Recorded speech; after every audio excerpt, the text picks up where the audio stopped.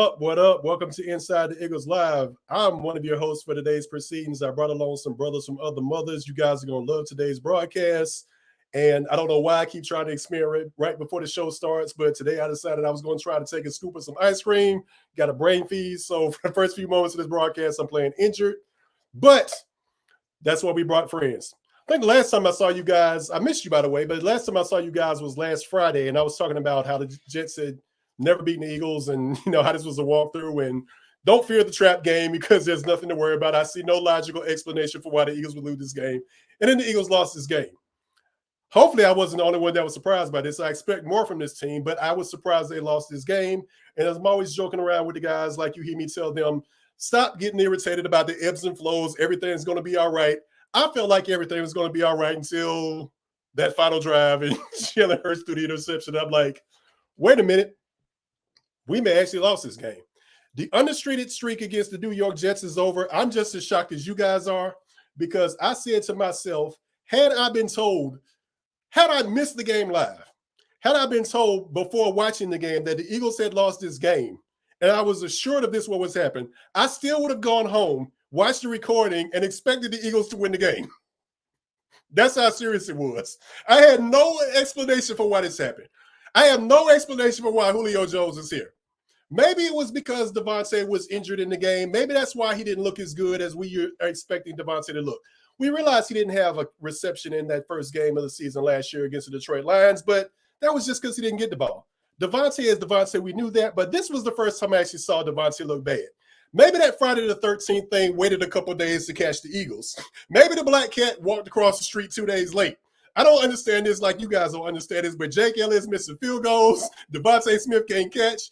Jalen is throwing into double coverage. I don't know what in the hell is going on. I'm just going to be completely honest with you. And I honestly don't know what the hell is going on with this team right now because if any news broke between now and, let's say, 5:30, I have no idea what's happened because I spent my entire afternoon chilling. Supposed to be prepared for a show, simply just chilling. But that's why you bring along friends. That's why you bring along my brothers from other mothers. I call them B. Diddy or B. Pac, Brandon Pockrus. And look who's back. This fella. Jaleel, what's happening, man? What's going on, y'all? I was glad to be back. Happy to be back. It's funny what you said a little while ago. You were still not wrong on your Jets prediction because you said there's no logical reason why they should lose the game. And there is nothing logical about what transpired on Sunday. So, I mean, you're still accurate in that regard. It was just a weird game. I just chalked it up to being one of those weird, funky games because, like you said, the interceptions were kind of weird and forced. And, we had injuries on the line. It was just, the missed field goal, like you said. It was just one of those games where nothing goes right, So, hey, what can you do? Fair enough. And welcome back, Jaleel. Like the sign says, Diddy, what's going on, man? How you feeling? I'm doing good. I think with the Jets Eagles game to kind of surmise it, any given Sunday, and the Jets defense beat the Eagles offense. Yeah, I think you can basically boil it down to that. Jets offense, they moved the ball at times. It's not like the Eagles defense was torched or anything. I'm more concerned for the upcoming matchup when it comes to the Eagles defense because of what transpired in last week's game, more along the injury front. But look, this is a 5-1 team. You're now going to see their mettle as they approach what is 1,000% the toughest part of their schedule. I hope that's what we see, man, some metal, because I ain't seen no metal on Sunday.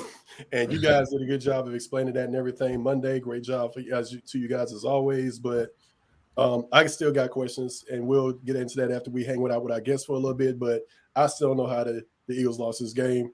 Ja, I got to get your perspective on this. And then we're going to figure out some stuff like, why the hell is Julio Jones on this team? I know. I personally would rather have Greg Ward on this team and active and playing in the slot than have Julio Jones there because the only thing I remember about Julio Jones is he was great in Atlanta. He has not looked good in Tennessee or Tampa Bay. So I don't get it. Yeah. I would like to think that the offensive system in Philadelphia is going to be able to do more than the Tennessee Titans and Tampa Bay Buccaneers were able to do with him. Not that there's probably a ton left, because I'm sure there's not, you know, an exorbitant amount of production that's going to come from Julio Jones at this point in his career. But I don't know that you're necessarily looking for that. I mean, last year when the Eagles went to the Super Bowl, Quez Watkins who was the third receiver, obviously, and he was just meh, right? So we don't necessarily need the third guy to be, somebody who's going to challenge for 1,000 yards. But it's not the Cincinnati offense in that regard, where they have all those guys on the perimeter. The way they run their offense is completely different. But about the Jets game, their front line is way too good to not be prepared and not be healthy, right? So Sua Opeta did a great job initially, right?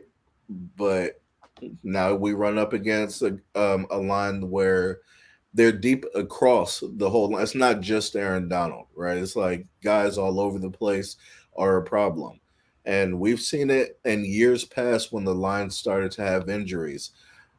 It starts to kind of cascade throughout the rest of the line when there's, one piece that's not kind of holding up their end. Everybody starts to overextend.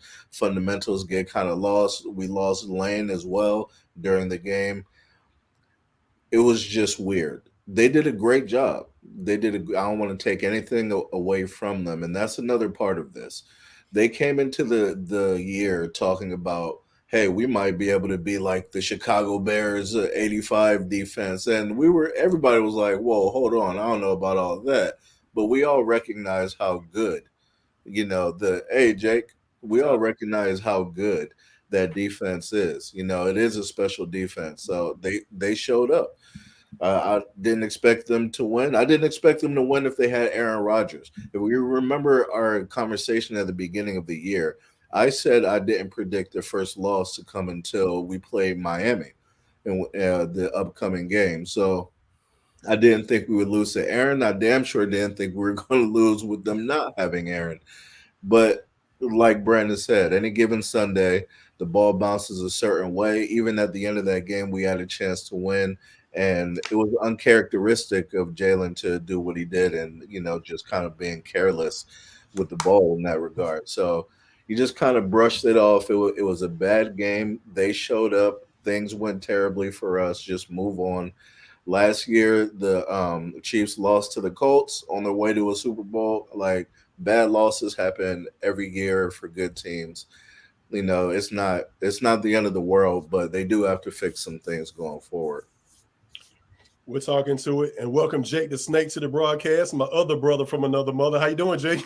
Not too bad. I'm in the green room at the St. Charles Funny Bone in Missouri right now. So this is what, in case you wanted to know what it looked like inside of one of these.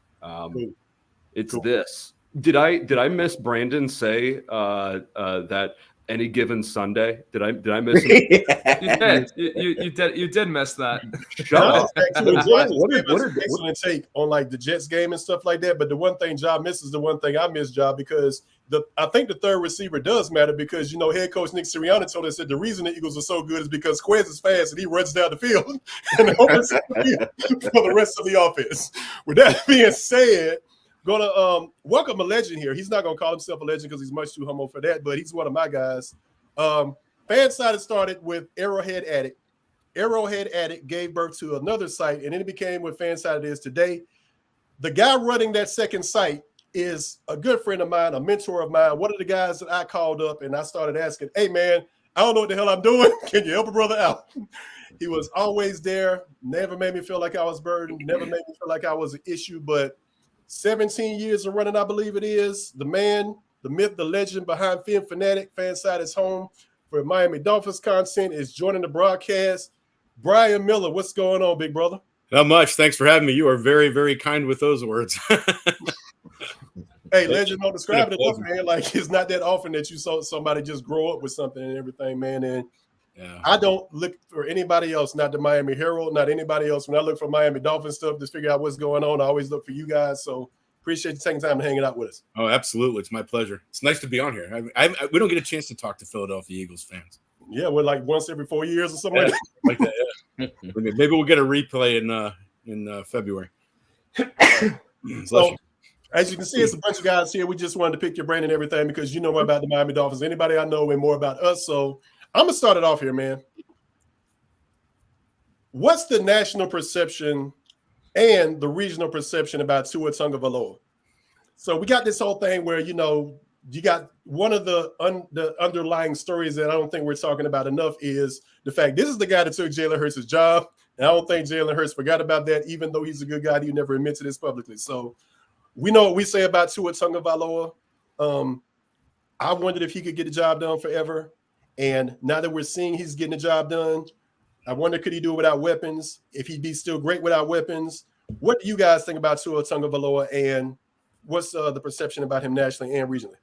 I think it's kind of a double-edged sword. I mean, there's obviously this thing called Tuanon, which, I mean, you've got these absolute fanatics that you can't – if I write something negative about Tua, I'm getting emails at my personal email that they find, and I've been called names I've never heard before. I got to say to my kid, hey, what does this mean? You know, but on a national level, you've got guys like Stephen A. Smith that make comments. You got Colin Cowherd that make comments, and it's just you got Tyreek Hill sticking up for him now, going after Stephen A. Smith. So nationally, there's some people that support him. There are some people that don't. And I think until he actually wins a big game like this week or takes the team into the playoffs, then he's not going to silence any of his critics. And I kind of liken this a little bit to the Tim Tebow thing. Tebow was not a great quarterback, but he was good. But nobody liked him because he was such a nice guy. And when you look at Tua's, there's nothing to dislike about the kid. He's a very likable person. He does a lot of stuff within the community. He is very nice to everybody out there. He doesn't say negative things or comments to anybody. He doesn't have an ego. And that rubs people a lot the wrong way.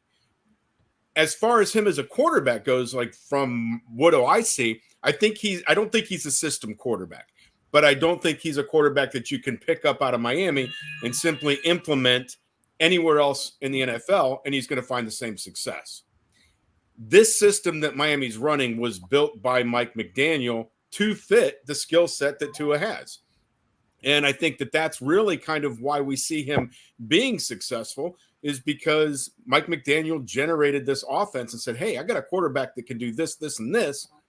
Well, let's go ahead and fit the pieces around him and let him do it. Whereas Brian Flores wanted to take him and put him in a round hole when he's a square. So I think that's kind of where we're at with Tua. Dolphins fans love the guy, and I think that this is something that could be sustainable if he can stay healthy because he's got the ability to read and react quickly. He's got a very fast release, and he can hit the ball 20 yards down the field on a dime. And you don't find a lot of quarterbacks that can do that.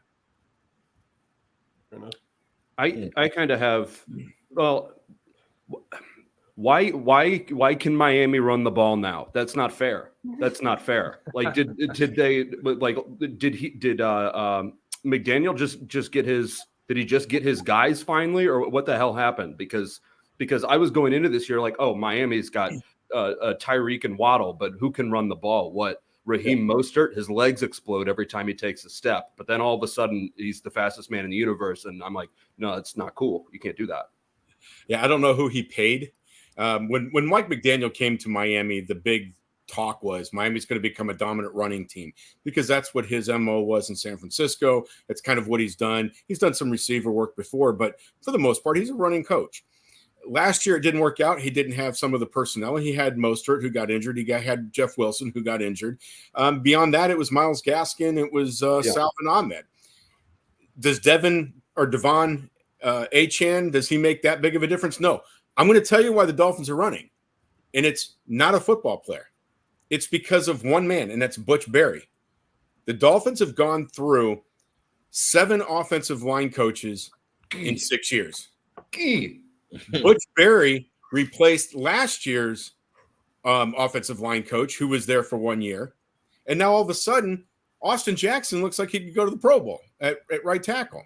You know, we're taking Isaiah Wynn and we're sticking him at left guard. Taron Armstead goes down. You throw Kendall Lamb in there. There's no hiccups. Everything's moving. I mean, last week we started Liam Eichenberg, who is everybody's written him off at center because Connor Williams is out. Okay, no big deal. The Dolphins still managed to run like crazy. And they did it without Achane. They've done it with Mostert. They're going to get Wilson back. I don't know if he's coming back this week or next week. And they're doing it with Ahmed, who is basically a fourth-string running back. Right. You ask me, it's the offensive line coach. This guy gets it. He's coached this offensive line to understand the nuances of what their blocking assignments are, and the 7 previous couldn't do that. Interesting. You know, more on the offense. Last year, a lot of the talk once you got deeper into the season about the Mike McDaniel's offense was about how they ran a lot of the crosser routes, which is, you know, what they should do with so much speed on the team.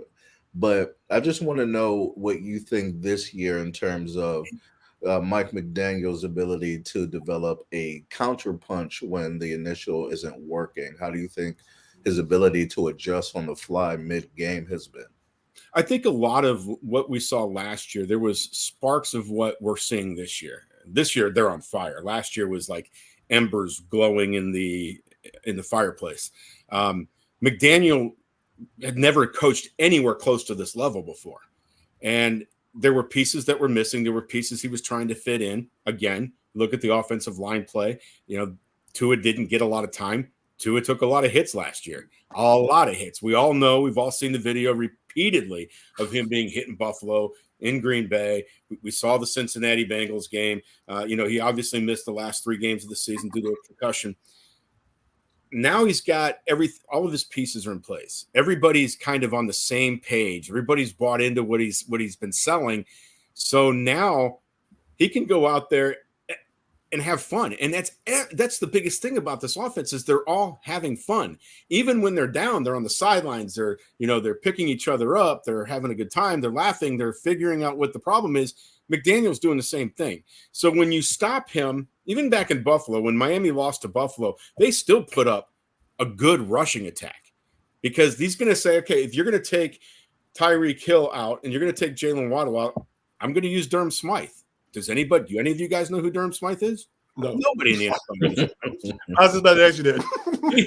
He's a fourth or fifth round. I don't even know when he was drafted. Maybe third. I don't know. He was drafted the same year Mike Gesicki was. He's a tight end, but he can block and he can occasionally run out and catch a pass. But yet, when the Dolphins need him, nobody's covering him. Well, now all of a sudden the defenses don't know what to do because if you take away the receiving threat, now you got to figure out how you're going to stop the running game with 4 defensive linemen and a linebacker that's now got to cover a tight end. It's a mess for opposing defenses. But Mike McDaniel is just going with the flow, sticking with what he knows is going to work, and he's not giving up on it. And I think that's the biggest thing when you go back to last year. He gave up on the run all the time because he needed to feed the ball to Tyreek Hill. Now he realizes I don't have to feed the ball to Tyreek Hill. If he gets 6 receptions in a game, those 6 receptions are probably going to go for 150 yards because the defenses are moving in to stop the running game. Well, when you do that, you're not going to be able to sit out there with Tyreek Hill, 1-on or 2-on-1, safety over the top, run Jalen Waddle up the sideline. You got to do the same coverage. So he's kind of figuring it out as he goes along, and they're all having fun with it. Nice. So you, Brandon. Yeah, so looking at the matchup, right, we saw how Philadelphia matched up against a team like the Jets and how that front 7 really started to cause issues, not necessarily early on in the game, but once you saw Lane Johnson go out and essentially that the Jets start to get in a rhythm on the defensive line. With how the Eagles offense matches up against the Miami Dolphins defense, how do you see Miami trying to slow down that Eagles offense? Because A.J. Brown, it seems like no matter who's on them this year, he's getting open. It seems like Devonta Smith, when they're throwing him the ball, he's doing very well. The Eagles' rushing attack has been on point. So how would you say Miami has the best shot to slow down what has been a pretty good Eagles offense this year? keep scoring points. I mean, honestly, this is I'm not worried about Miami's offense against Philly's defense. I think Philly's defense is good enough that they're going to keep it close. They're not Miami's not going to score 60 points. They're not going to score 50 points against the Eagles defense. But the Eagles offense matches up a lot better with Miami than against Miami's defense. We've got Xavier Howard who's banged up. He's got a groin injury. That tends to slow him down. He always thinks I can go out there and play when I'm injured, but he can't. You can't put him on A.J. Brown. You can't put him on Devontae Smith. So you're going to have to roll somebody over with him. We've got Kader Kohu, who's banged up. We've got Nick Needham coming back after a year. He might play this week. And you got Eli Apple. You guys have seen Eli Apple. He was up with New York. Is he somebody great? No, his mother runs off with her mouth very well. But as a coverage corner, the guy doesn't really scare anybody.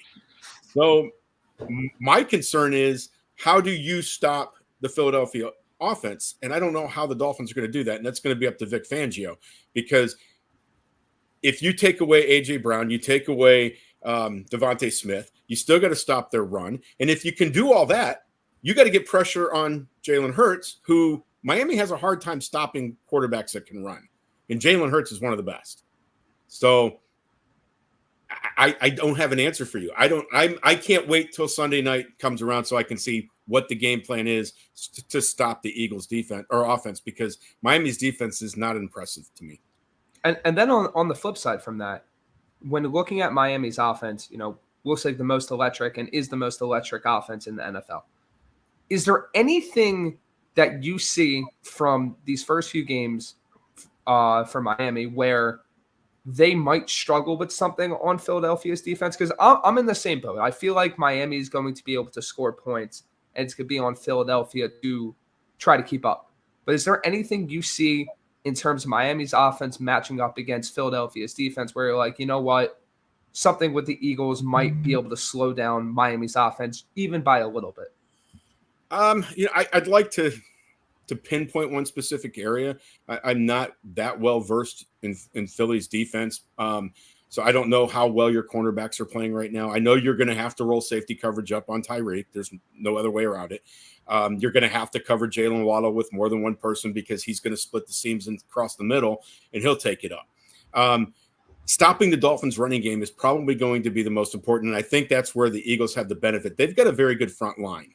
Miami's offensive line has been very good this year, but I've followed this team forever, and I still not buying into Miami's offensive line. I'm not ready to look at this and go, yes, you can handle these big guys up front. So for me, if the Eagles take away the Dolphins' running game and they keep that at 3-yard, 4-yard clips, they're going to have a very good chance, because Miami suddenly now has to rely, if you can do that and take away Tyreek Hill, now Miami's got to rely on the Durham Smythes and the Braxton Berrioses. They don't have River Craycraft. Now you're looking at Cedric Wilson. You see Cedric Wilson in that game, you guys have got it, because unless it's fourth quarter, Miami's up really high, Cedric Wilson doesn't do much. You guys saw him in Dallas. He just, again, if I am the defensive coaches for the Eagles, I am going to concentrate on two things: stop Tyreek Hill and stop the running game.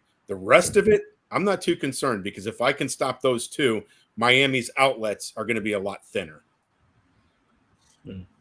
I want to ask you about Fangio and unknowns, but I have to ask everybody this question because I'm always intrigued by this. Who are the unknown guys, the guys that don't get the national exposure, the guys who are not Tyreek Hill and Jalen Waddle? That was going to be my second question. On offense or defense, or doesn't matter? Like, who are the guys that can make this a bad night for Philadelphia that we don't know about? Well, if we start on the defensive side of the ball, I think you guys got to worry about Andrew Van Ginkel. And a lot of people don't know who this guy is. That's why I actually don't know who he is either. You might know about him at the end of the year. Okay. This guy's having a Pro Bowl type season.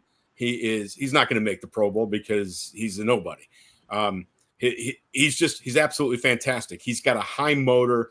The guy can get around good blocks. He knows how to disguise his blitzes. He can drop back. He's great with reacting to the run and making tackles. He rarely misses tackles. He's physical. He plays way above the level that this skinny white guy should be playing. Zach Sealer, defensive tackle that plays next to Christian Wilkins, is another guy. He's a baller. He is hard to stop. He has got great vision to pick up the run, and he can collapse a pocket, and he's quick enough that he can get outside and chase down fast quarterbacks. So he's not a speed burner for this guy his size. He's pretty darn good. So those are the two guys that I think as an Eagles fan, I'm going to be sitting there going, whoa, who's this AVG guy, this Andrew Van Ginkel? Who's this Zach Sealer? Maybe Cater Kohu. Dolphins fans call him Darth Cater because for whatever, this is an undrafted rookie who got forced into playing last year because of the injuries, and he's still starting. And he played that well last year. He's got some games where he'll have big missteps against Buffalo. He did, but for the most part, this guy's going to make plays. You come onto the offensive side of the ball, I honestly don't think that there's anybody over there that people don't already know about. I mean, Braxton Berrios, the guy's a kick returner, but in the slot, he can be very, very good as a possession receiver. He's got great hands. You look at the offensive line. Like I said, nobody's going to know this offensive line. I mean, you're talking Kendall Lamb, you're talking Isaiah Wynn. You guys don't know who that is. I was calling for the right tackle, Austin Jackson, to be released this year, and now all of a sudden the guy needs to get a new contract because he's playing so well. But we know, you guys know the running backs. You know Raheem Mostert, he's all over the NFL. You know Devon Achane, he's not going to play. Jeff Wilson might. Everybody knows obviously Tua, Jalen Waddle. The offense is pretty much the way it is, so I don't think there's any real big surprises there. Maybe a guy like Durham Smythe, who is going to be potentially a big part of this game plan this week, because if Philadelphia goes after certain areas, that's the tight end that they're going to have to be dumping off to. The name Isaiah Wynn sounds familiar, though. Did he play for the Cardinals? Who was he? Patriots. He was a first-round pick with New England. What year was that? About 4 years ago, I think. Oh, they moved off him already. Wow. Yeah, well, Bill Belichick. Yeah, most definitely.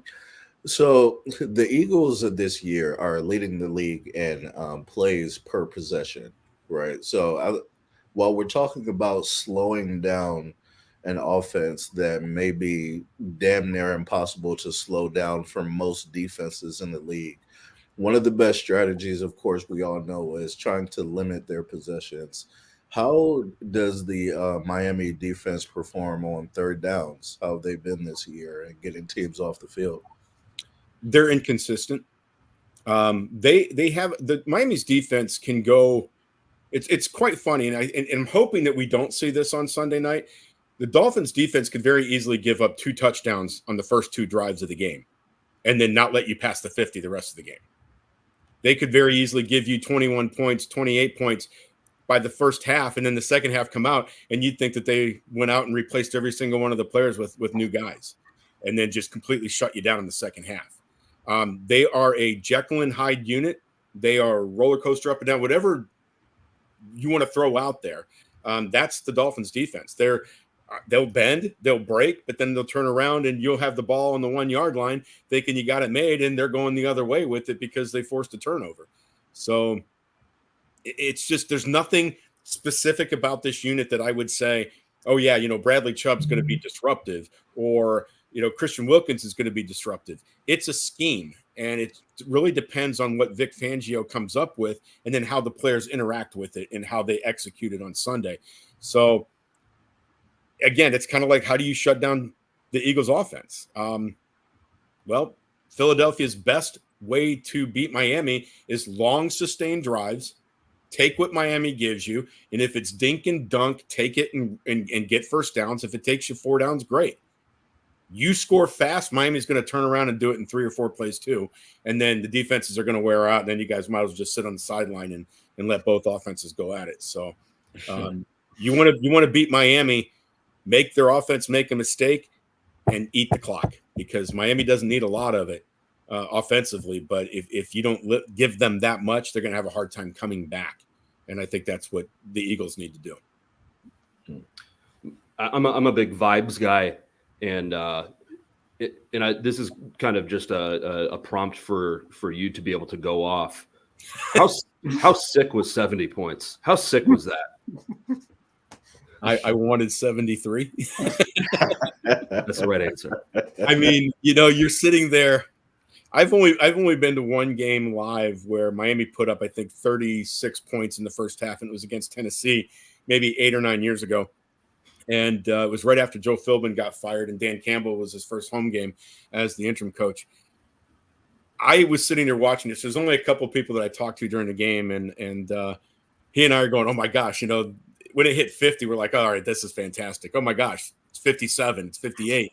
Now we're in the 60s, and then you're kind of going, we're both on our phone. Okay, what's the record? Can we do it? And when they lined up for that fourth down and they took a knee, and I'm going, oh, I know why. But really, everybody wanted it. Everybody. Well, even Sean Payton after the game walked up to him and said, "I would have gone for it." Yeah. Your players wanted it. Your fans wanted it. You should have done it. And he's like, "No, that's not what we do." And McDaniel said in the locker room, it was a great locker room speech. He said, "Congratulations, guys. You've won 3 games. It doesn't matter what the score is anymore. You won 3 games. That's not what our goal is. And our MO is not to go out and embarrass people." And when you look at it, they really didn't try. I mean, my gosh, you just hand the ball off and the guy's running down the field because nobody could tackle him. So, but yeah, no, personally, I wanted 73. Yeah, because that's my thing is like, even though the week after that they go and lose to the Bills by a pretty good amount, whatever it was, like 28 or 38 or something, ugly, a lot. Like in the back of my mind, it's like, yeah, they can be beaten by that, but 70 points teams can't do that.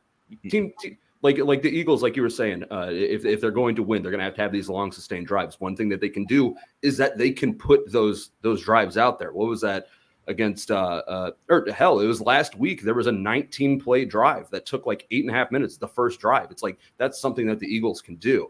Yeah, the Dolphins can put up an ungodly amount of points. It's just one of those things that I'm not used to seeing. And no matter what the matchup is, I'm like, but God damn it, they can just score a shitload. What's interesting? There's 2 things about the 70-point game. The special teams didn't score, and the defense didn't score.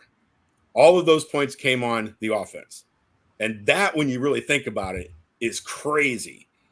But to go to what you're talking about with the way the Dolphins score, I go back to last year's game against Baltimore when they were down, I think, 21 points in the fourth quarter and won the game because they scored 3 plays, 4 plays, 6-play drive. And then the Baltimore didn't have a clue as to what was going on. So they can. If Philadelphia lets up in one area, Mike McDaniel's going to expose it. Tua is going to expose it. If he looks over and says, okay, well, they got 4 guys on Tyreek Hill and the rest of the defense is covering, Jalen Waddle, again, I'm going to go to Durham Smythe, and I'm just going to keep throwing it to him until they start peeling off protection. So there's a lot of opportunity there for them to pick a defense apart. But at the same time, as you guys saw with Buffalo, it can be done. And if you're physical, this is the biggest thing. If you want to beat Miami, don't put if Philadelphia comes out and they put their cornerbacks 5 to 10 yards, 5-8 yards off of the receivers, you guys are going to have a long night. You put them right up there and you man up and you hit them at the line of scrimmage and you make contact, that's going to throw off every bit of timing that the Dolphins have on offense, and you're going to stay in that game and you're going to keep them into 3rd and long and even having them punt. So yeah, Tua's got the shortest time to throw, doesn't he? Like 2.4, something stupid low. God damn. Yeah, that whole thing. You look at the way that Miami runs their motion. If Philadelphia buys into the motion, you're done. Stick with what your job is. It doesn't matter who's running across the field. Stick with your job and you'll handle it. The second that you start getting confused because Tyreek's running this way or Waddle's going that way or whatever the case is, they've already beat you because that's what they want you to do. So it's a chess match, and it's going to be a very good one this Sunday. That's for sure.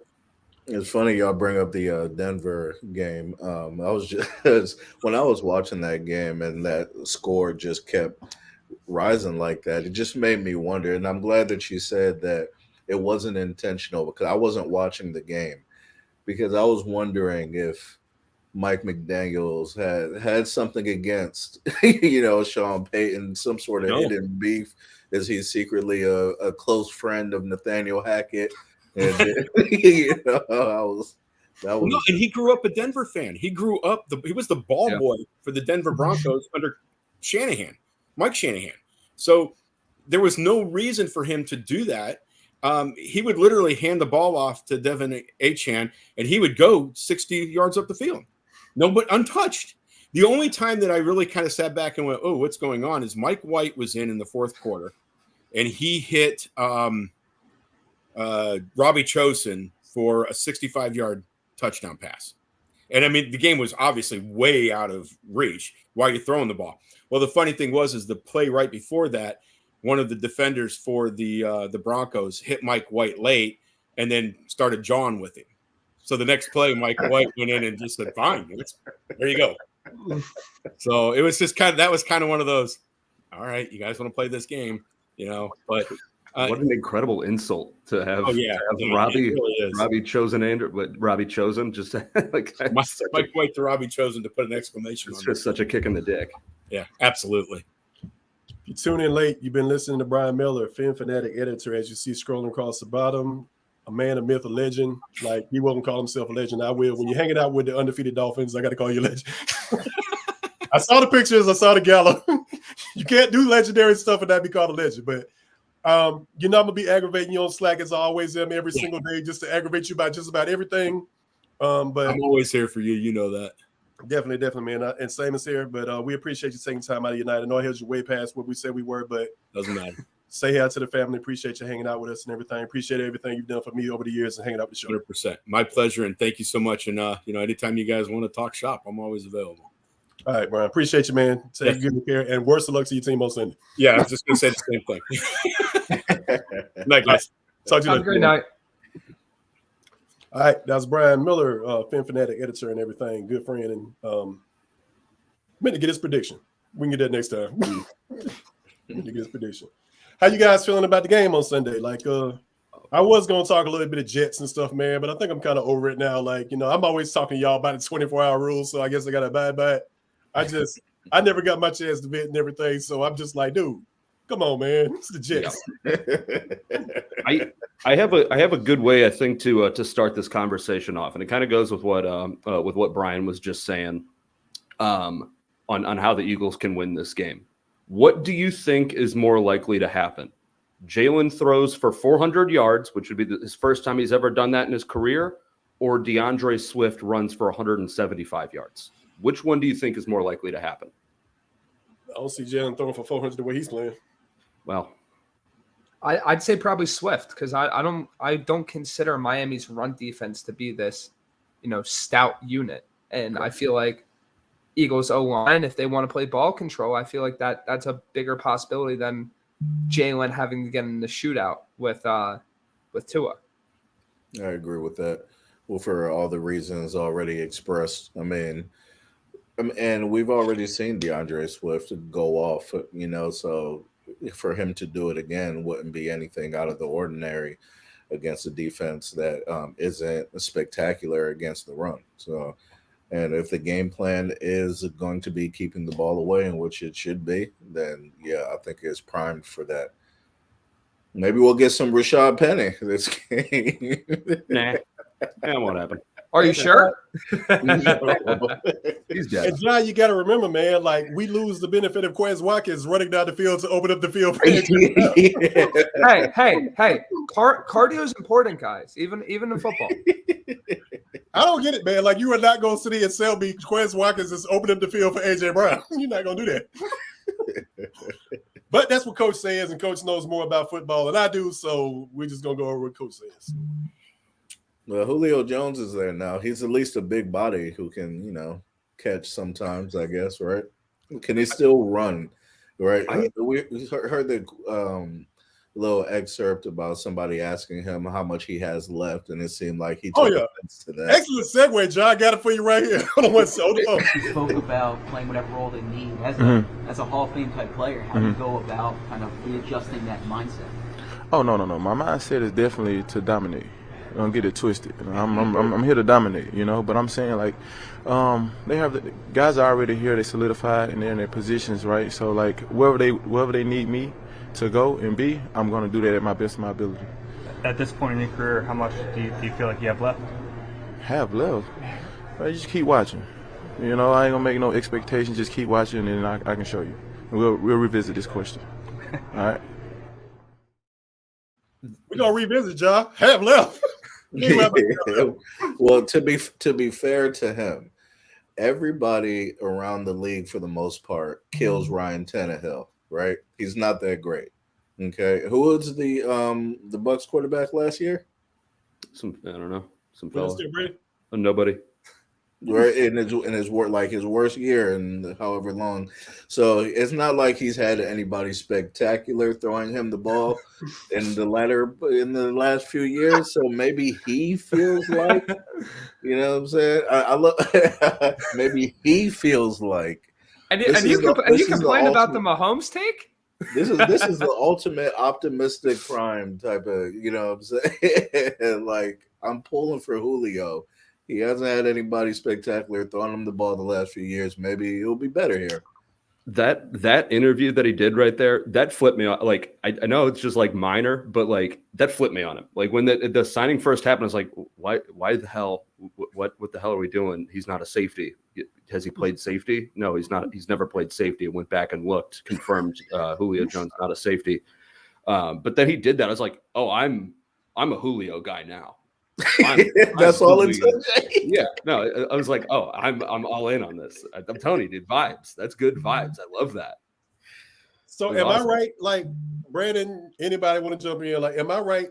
I'm sitting here thinking, what in the world is going on? And I was like, okay, Devontae's hurt. Quiz is out. He's on the injury reserve. Devontae's hurt. That's why they got Julio. Then I was like, maybe that's why Devontae looked bad, dude. So did we get Julio because Devontae was there, or like what the hell were we thinking? Somebody, please help me. I didn't even know Julio was an option. Like I was like, maybe Watkins and Zacchaeus, and then you just see Julio Jones, and it's like, huh? Yeah. It was just like there was no rumor. It was reported absolutely out of nowhere. And the Eagles were like the last team that's been linked to him in the sense of that was not a match I saw. And I guess it's very interesting because it's like, all right, what does he bring into the table as a number 3 wideout? Vibes? It's absolutely a I got vibe. another question too, though. Like, okay, we were talking about ball distribution. We got guys complaining because they don't get the ball enough. We add Julio to this mix. Is this not a problem? If Julio catches 15 balls this season, I'm going to be like, that's gamble paid off. That catch that bet. Like if he catches 15 balls, if he gets 200 yards receiving, I'm going to have my mind blown. Like I don't think he's going to take a target share or anything. That was another thing. Somebody asked Sirianni about the Julio Jones acquisition the day after, and unprompted, Sirianni he said, this is not a knock on Olamide Zacchaeus. This is not a knock on him at all. He's a physical receiver. He's very reliable. He's the guy. He's like, we want him on the team. And that's good because everything that we've seen from Olamide Zacchaeus has been good. Like when he went down and blocked for A.J. Brown, and was that the Washington game? I think it was. That's something that Quez isn't going to do. Julio Jones probably ain't going to do that kind of a thing. Like, I don't think that this is going to take a target share away from anybody else. I think Julio Jones is going to be just a possession guy. I think he's going to be just the exact opposite of a Swiss Army knife. He's going to be that spoon that you have that's used specifically for making stir fry that you do once a year. As always, but I have a question. That Julio Jones don't sound like he's coming here to get 15 catches. No, I mean, but no. He's not a right? Like he said, he knows the people that are here. He knows that they're established guys. I think it'd be crazy for them to try to make him an integral part of this offense like they do for AJ and Devontae. I think AJ Brown may have been on the phone with him, like, "Hey, what are you doing tomorrow?" You know, he's like, "Nothing. You want to come ball with us?" He's like, "Yeah, sure." You know, something like that. But AJ is who got him to Tennessee. Yeah, exactly. That's his guy. But quite honestly, Jeff, you're saying why truly bring him in? We're still struggling in the red zone.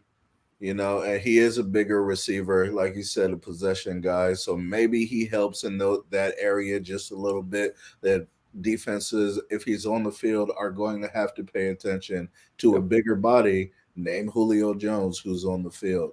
So that might just give the offense a little extra something. And to your point earlier about the importance of the third receiver, though Olamide has done some things, he hasn't lit the world on fire. Nobody at that position has done that yet. So maybe it is a bit of a just kind of search, see what you can get out of him. It's like a low cost, so not much risk at all, but it may pay off at least in the red zone, and it could help the team in that regard. So maybe that has a little something to do with it.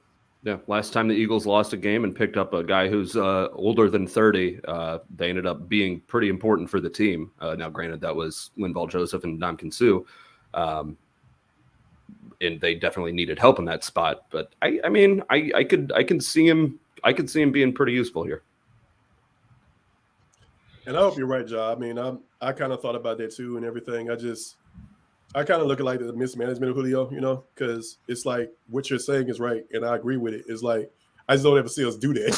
Like we don't want to throw the big body guys, and it's like it seems like everywhere Julio ends up, especially like Tampa Bay, they never use him in the red zone. Like, and I'm like, maybe we'll be the ones to do it, but I don't know if I trust us. Like, I'm getting like Jake now. Jenkins crossed me over. Like, I don't know if I trust Brian Johnson anymore. I've been seeing him beating the drum. I'm like, what the hell is this dude doing, man? Yeah, he's driving me crazy. Yeah, he's driving me crazy.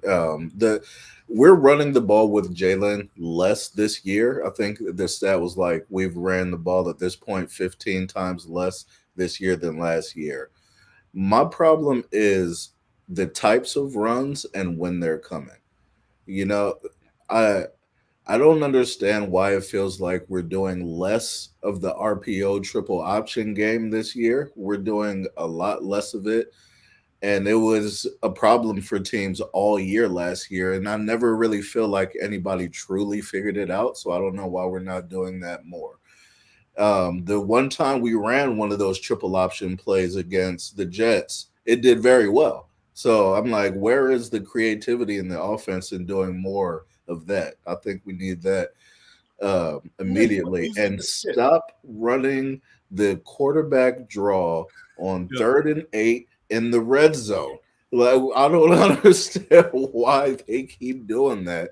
And then to do it like twice, on the same drive and the same, like back to back almost, that stuff right there is what's driving me nuts. Well, Brian Johnson saw Jalen do it in Indy. I didn't see that. You didn't see what? When they use the triple option against the Jets, I didn't see that. Yeah, but I actually remember less and less of the game as the game goes along. I'm just asking. That's a good thing, Jeff. You said you against the Jets. Like, what was the scenario? They call it the pony package. It was the one where they motion Devontae into the backfield, I believe is what it was. Yeah, I think it was Devontae. And I think that was the one where Boston Scott went off to the left. Yes, because it was some kind of like orbit motion. Yeah, and then they just never went back to that. They didn't even go, like, they maybe went back to that package like one more time, but they never like are putting multiple. Brian Johnson's not good at putting multiple plays together, stringing something together like Shane Steichen was, where you're like, oh, okay, I can kind of see where he's going with this kind of offense, with this scheme, with the way that he's I guess sequencing plays, like putting them all together. He's just not good at doing that. And again, yeah, the quarterback draw on 3rd down. Congratulations. Jalen did that one time, won the game in Indianapolis last year. Move past it. Move past it, man. You got to move past it. Mm-hmm. That's what's up. I guess I'm just sitting here like I don't know. The other thing I think about Brian Johnson, I'm like, we've talked about this before, like whenever Jalen's struggling, one of the things I appreciate about his Steichen was he was really good at scheming up some easy throws, some rhythm stuff to kind of get Jalen in the rhythm and everything and kind of get things going. It's like I don't see that with like Brian. Like I'm just not seeing it at all. I'm not saying it doesn't happen, but again, I tend to start remembering less and less of these games as they progress. It's funny that you mentioned that because the weirdest part about Sunday's game was those type of throws were basically only coming on 3rd downs, where it's like, the Eagles are getting the 3rd down, and all of a sudden, the schemed up play where A.J. Brown's just sitting in the middle of the field wide open, or Goddard is sitting somewhere wide. Like, they didn't they didn't ease the offense into it to then build off of that. It's what's the analogy I'm trying to think of? It's not the offense isn't like starting a car and driving slow and building up speed as you get on the expressway or the parkway or wherever you are.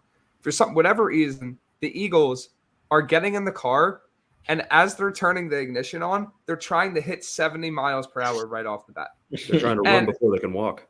And it doesn't matter if they're, running into a tree or running through a fence or going through all the different things you might hit if you immediately try to floor a car at 70 miles per hour starting off. But they're probably like, hey, we have Jalen, we have A.J. Brown, we have this great offensive set of weapons. Doesn't matter. And the problem is when you get up against teams like a Jets, not saying that in an overall sense, but a defense like that, when you face upper echelon teams like Dolphins and the 49ers and the Chiefs and the Bills, that's not going to work. No. Or if it does work, it's not going to work for long. Because when you immediately hit the floor running and then you fall behind, what, now you're going to start trying to scheme things open? No, it's not going to work like that. And it's the frustrating thing is that they have the way that this offense is going right now is that they have things they have things set up so that later in the game they can really take advantage. Like they're running an ungodly amount of curls, an ungodly amount of hitches. Double move, man. Just do a double move and burn somebody. But instead, they're just like, you know what? Okay, well, we're gonna hit you to death, and then he's just gonna run a 9. He's just gonna do a fly route, right? It's like, no, that's we have the system in place for this to be successful, but you're just not calling the plays that like to build. It's very. The more and more I'm rewatching these games, the more and more my hair is falling out. And quite frankly, so I got like 3 players to like the all 22 version, and I'm like.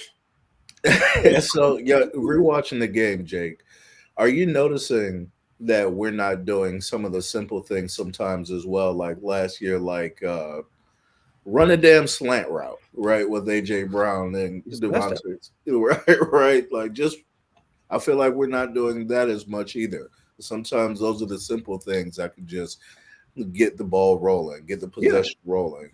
A Dallas Goedert out route. Where the hell is that gone?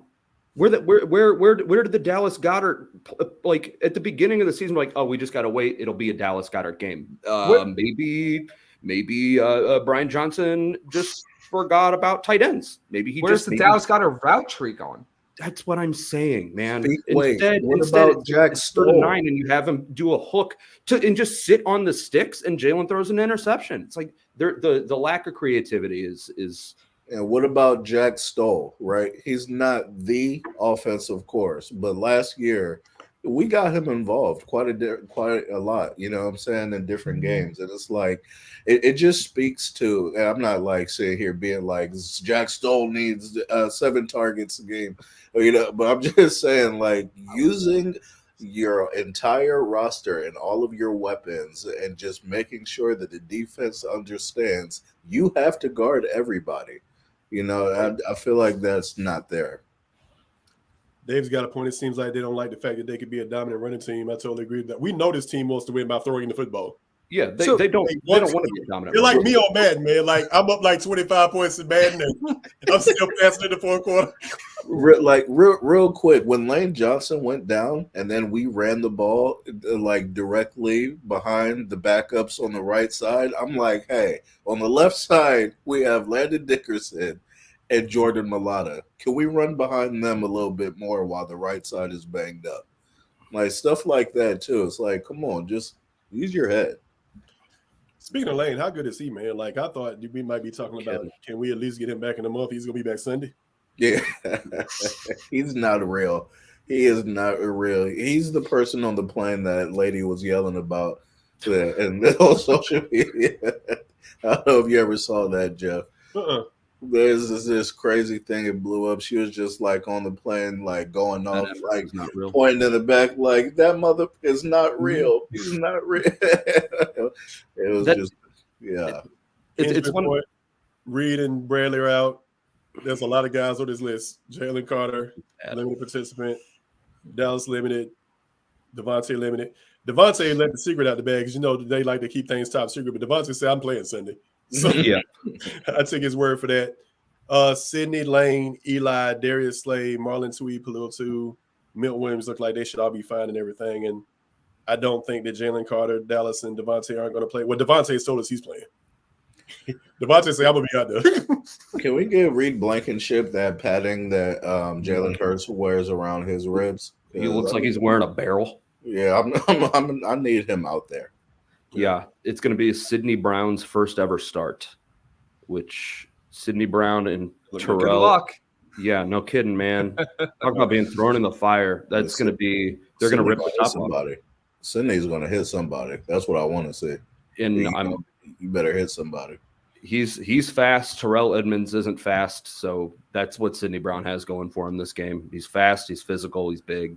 I mean, but dude, you don't want your first one to be Jalen Waddle and Tyreek Hill. That's tough. Congrats. To what do you call it? To the earlier question about, or the earlier comment about the running game, right? You know, it's crazy that they have such a good one, and yet it feels like they refuse to use it as much as they should. You know, like even, and I know that's like iffy because, you know, you obviously want to play to the passing game and you want that to be a big part of your offense too. But I feel like so much of the Eagles' rushing attack, and with a guy like DeAndre Swift and with the other guys that they have, they could control most games that they play in. But it seems like a lot of times they just refuse to. And I feel like this is the bigger thing, they go away from it too fast. Mm-hmm. Well, I mean, to be fair to them, Devon Achane, all the dude does is score 70-yard touchdowns. So it's like you're not using your running game as much. It's because he gets it all.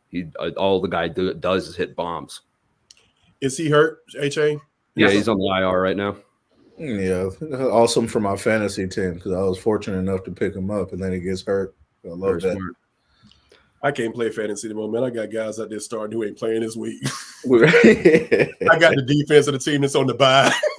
Like, once you start putting defense out there, this team is on the bye. Like it's time to stop playing fantasy football. Man. Well, an hour flew by, guys. Kelly Green Sunday. Kelly Green is back. You guys excited? Like, I don't think you're excited about it, Aja. You know, I'm excited that everybody else is excited. On this, what a crazy thing! What a truly sociopathic move to not be excited about this. I mean, I'm you so sad that they're doing this in this game because I don't want to see this and there'd be a loss. And I don't know. I don't know if the Eagles can beat the Dolphins. I don't know if the Dolphins can beat the Eagles either, but I don't know if they can win this game. And I'm just keeping it real with you. I think we're probably right about where I thought we was after this game, and this is a win. But I think I had them 6-0, and I think they had them losing to Miami. Yeah, I was in. They beat Miami that week. I'm in that mood. I've been chalking this one up as a loss since the schedule came out. This is going to be a tough game after a really physical game against the Jets, and people got hurt, so that doesn't help. The only thing that I found solace in is that the Dolphins have only beat teams that are terrible. Yeah. Like I think how many wins have the teams that they've beaten? 5 and like 24 or 5. Yeah, it's something really, really pathetic like that. So that's really the only thing. Research 5 and 25. 5 and 25. Yep. So I mean, they've beat bad teams. The Eagles are not a bad team. The Eagles are a very, very good team. But buddy, if they have any semblance of what happened last week, it's going to be tough. Let me be clear. I've had them losing this game before this season if they were 6-0 going in. Losing last week changes my mind.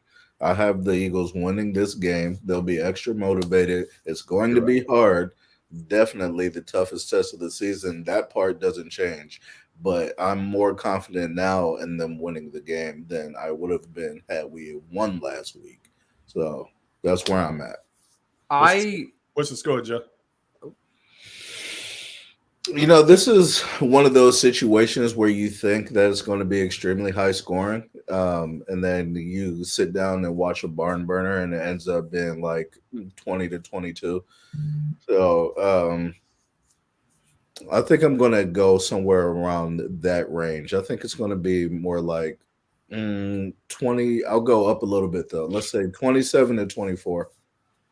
Eagles, of course. Slightly below the over-under total, I think. What's the over-under? 52? 51, I thought. Maybe there's 52. Oh, you're right. So you're right at the over-under. Mm-hmm. Brandon, what you got?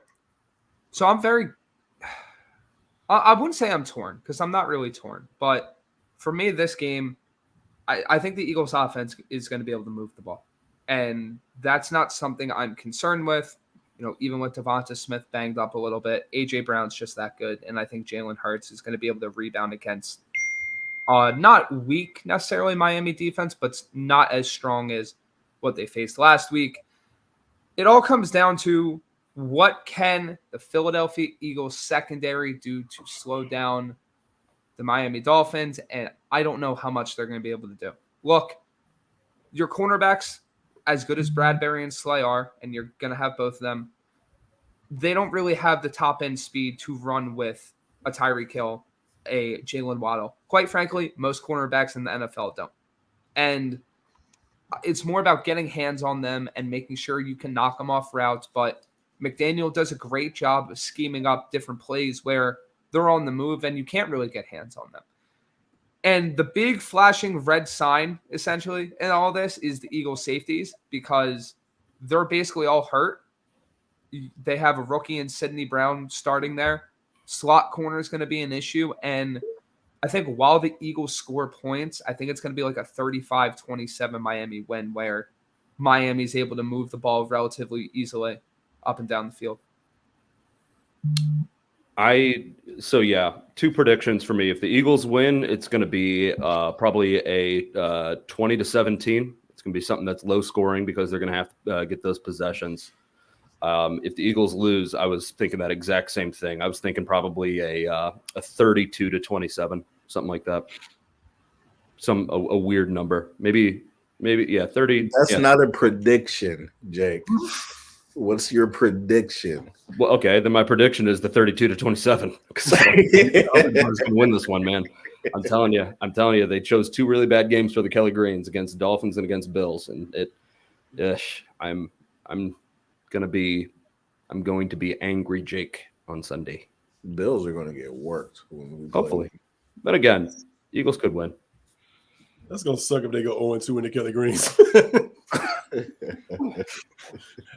I don't. Green is a winning jersey. But just for the sake of argument, every time I believe that they're going to lose, they do this Philly thing where they show up in Green Bay like in prime time and they win against Aaron Rodgers. Every time I predicted they're going to lose, they do something fantastic. And then I got to catch all kinds of hell because I betted against them and I said that they were going to lose. So I'm going to predict that they win even though I have no idea. And I'm done with scores. I said it was going to – Jake, I told you this was going to score 30 last week. So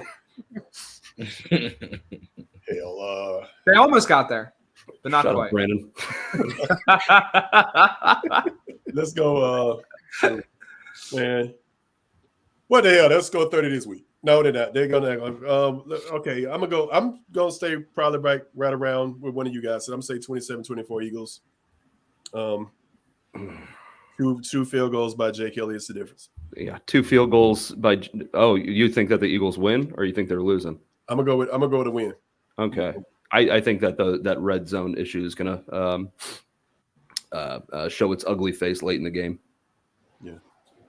Too bad we don't have Quiz here to run down the field and just prime time game in Philly. Well, come on now, lights are going to be bright. Jalen Hurts is about to ball.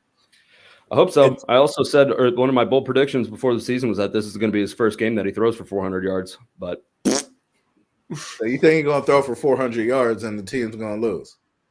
I mean, if he's going to have to keep up with the. If this is going to be a throwing, that's why I asked 400 yards or DeAndre Swift getting 175 or whatever the hell I said. He's gonna have to move that ball in his hands if that running game, if that plan doesn't work. Any chance of this team stopping Tyreek Hill? Not a chance in hell. Nobody has yet.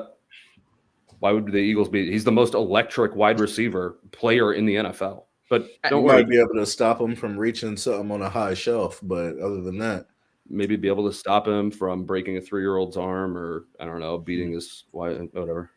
Don't worry though, he did a backflip, so he's pretty cool.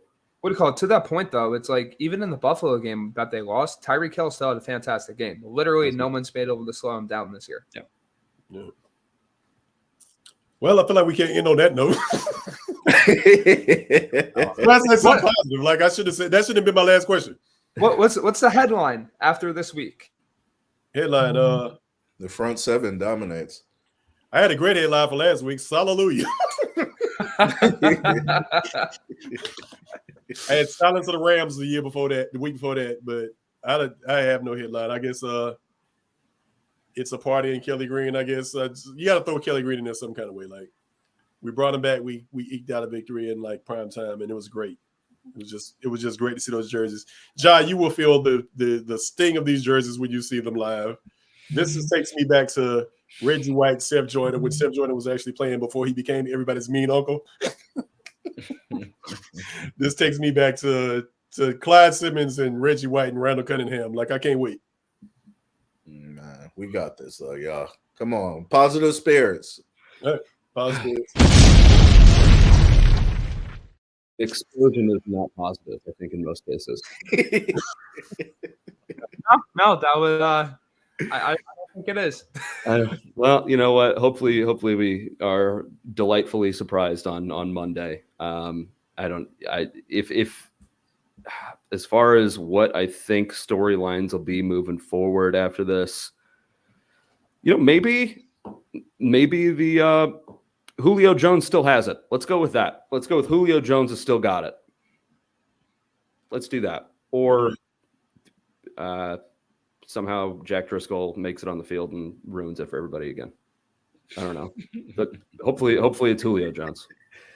We're trying to end on a positive note. Julio Jones back and better than ever. My storyline is going to be in a overall sense. The Eagles are going to have to start calling teams about secondary players, specifically safeties, after this game. Brandon, that's not positive. It is positive because they're gonna look at their roster after this game and be like, I'm positive they're gonna tell people about safeties. Hey, we gotta improve our team. That's gonna make it a positive. See, we know how to spin things here. Okay, I want Justice Simmons. I like that. Justice Simmons, Budda Baker. I would have said Jeremy Chin before he got hurt. Jalen Mills, where's he at? I got Jalen Mills on the list though. Like I wouldn't be mad about Jalen Mills, and Jalen Mills picks guys up. Like especially here, I don't know what it was about Jalen. Like even if he was struggling, like guys just love playing with him. He kind of keeps the team. Yeah. You kind of need that. And the guy that I keep hearing about, like Matt Leo, like Matt Leo, the plumber, came over in the International Pathways program. Like Jalen Carter credits him, like he's the guy that gets me ready. He's the guy that gets me fired up and stuff like that. So Matt Leo's becoming a decent coach. Who would have thought? Mm-hmm. I got a show that starts in 20 minutes, so I'm gonna have to skedaddle. Yep, we're out. We appreciate everybody for tuning in and everything. Thank you for watching. Thank Brian Miller for joining us and everything. Thank you guys as always. Go Birds. Go Birds, baby. We're gonna thank Brian Johnson for a win.